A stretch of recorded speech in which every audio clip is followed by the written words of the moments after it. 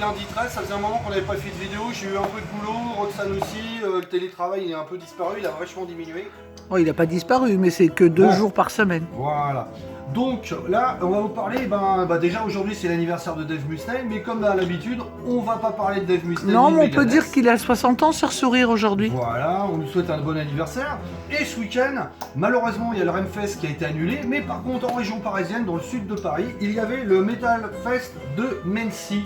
Et là, il y avait un petit peu de monde, mais ça aurait mérité qu'il y ait beaucoup plus de monde. Quand on voit les gens sur les réseaux qui pleurent parce qu'il n'y a pas de concert, pourquoi vous n'y avez pas été? À savoir que les places étaient à 20-22 € la journée et 50 balles les 3 jours. Mais tu avec sais des bien. bières à 3 €, des pintes, c'était abordable. Ouais, mais Enfin, bon. alors tu sais bien qu'il y a des gens qui préfèrent dépenser 11 € à Bercy pour un groupe méga connu plutôt que d'aller dans des petits fests. Bon, voilà. enfin.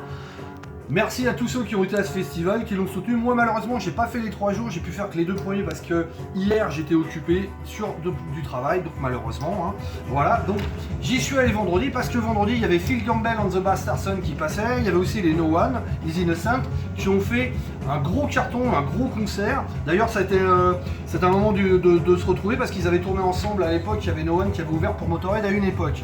Donc malheureusement pour Phil Campbell and the Bastard, il y avait un membre qui était Son, j'ai oublié le Son, il y avait un membre en moins. C'était Todd qui était cas positif au Covid, malheureusement, donc bloqué en Angleterre. Plus ils ont eu des galères aux douanes avec le Brexit sur leur merchandising, ça plus ça, enfin passons. Donc bon, on a eu quand même la chance de voir Phil Campbell. Effectivement là... And the Missing Son du coup. Voilà.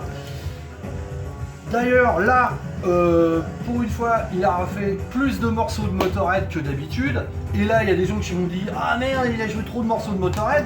Mais moi, j'ai souvenir que d'anciens concerts de Phil Campbell, il y avait des gens qui disaient « Ah, il a pas assez joué de morceaux de Motorhead ». Donc les gens sont toujours éternellement insatisfaits. En tout cas, moi, j'étais content de le voir. Même le concert, s'il n'était pas au top de sa forme, je pense que le fait qu'il ait un de ses fils malade, ça a un peu dû le plomber. En tout cas, pour une fois qu'on avait enfin du son avec un beau backdrop et des amplis, c'était super. Donc à retenir quand même que No One Is Innocent avait fait un méga concert. Ce soir-là, c'était le vendredi. Le samedi, il y avait la part belle à la scène française Death Metal, avec en tête d'affiche Moonspell et un autre groupe dont je tairai le nom parce que le chanteur est un nombriliste. Donc Moonspell qui était le seul groupe pas français en fait. Voilà, pour la journée effectivement pour la journée du 11. Donc je parlerai pas de l'avant-dernier groupe parce que le chanteur est immonde, imbu de sa personne. Par contre, je voulais dire, on a eu le droit à Loot Blast, on a eu le droit à Merciless, le groupe de Metz, vétéran avec Loot Blast du death metal français.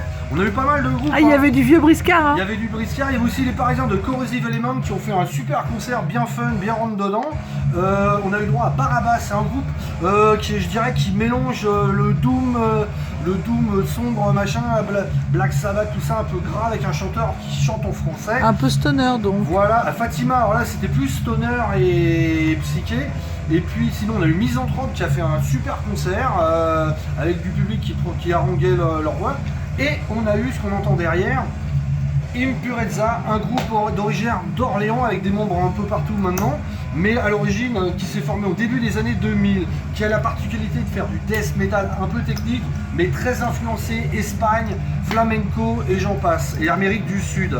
Donc ça c'est leur deuxième album qui s'appelle La Cadea de Tonatorium. Voilà, si j'ai bien prononcé.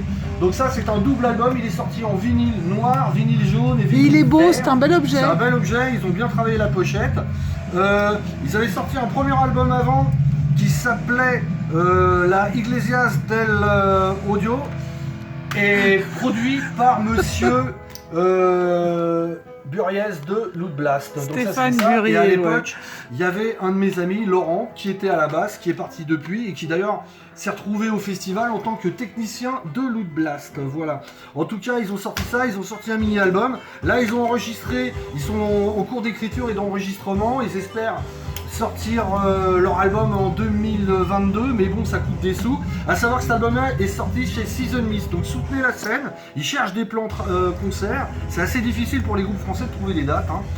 Alors, je vais parler aussi vite fait de la journée du dimanche. Il aurait dû y avoir Napalm Death qui a annulé toute sa tournée. Et sinon, il y avait une Inciferum, Dark Tranquillity, Nightmare, le groupe de Grenoble et tout ça. Bon, moi, j'étais pas là. Je vous avouerai, moi j'étais plus branché Napalm. Et bon, moi comme j'étais occupé, que j'avais quelque chose, je ne pouvais pas bouger. En tout cas, merci à leurs gars du Metal Fest de Mency, ils ont super bossé. En tout cas, il paraît que l'endroit est magnifique. L'endroit est sympa, c'est en extérieur, là dans un parc et tout ça, avec des petites bâtisses, avec des vraies chiottes en dur et tout. Bouffe pas cher, bière pas cher. Donc la prochaine fois qu'ils refont un festival, foncez.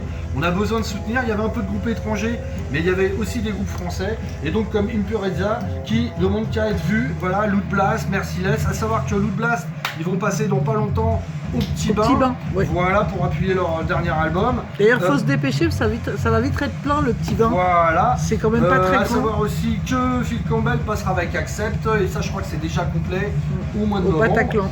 Voilà, au Bataclan. En attendant, c'était une petite rétrospective de Mency et un petit clin d'œil à Impurezza. Et salut à Florian, le bassiste, qui est un collègue de travail. Salut aux autres, bien entendu.